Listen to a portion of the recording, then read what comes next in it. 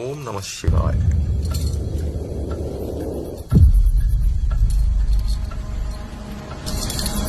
నాకు నమ్మకం లేదన్నా.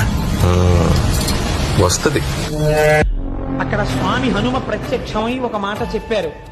ఎవడు నొసట భస్మరేఖలను పెట్టుకుంటాడో, లలాటమునందు బొట్టు పెట్టుకుంటాడో, మెడలో రుద్రాక్షమాల దాల్చి ఉంటాడో, నాలుక చివర శివనామము పలుకుతున్నాడో, పరమశివ భక్తుడి యొక్క జీవితాన్ని జ్యోతిష్య శాస్త్రము ద్వారా కేవలము జాతకము చూసి చెప్పలేరు, కుదరదు.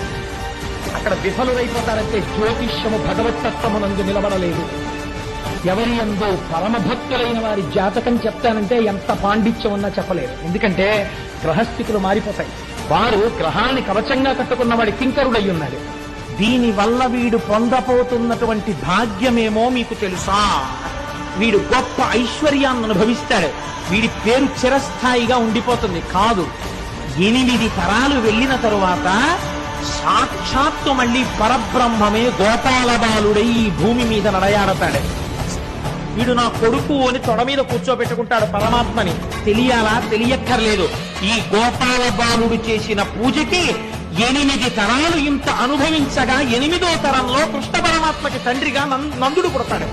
అటువంటి వంశం ఈ వంశం కాబోతోంది. నమ్మిన వారికి నమ్మినంతరా శివ పూజ. చూడండి ఎటువంటి స్థితిని పొందాడో ఈ పిల్లవాడు అని స్వామి హనుమ ఆ రోజున శివభక్తి విశేషాన్ని ఆవిష్కరించి వెళ్ళారు.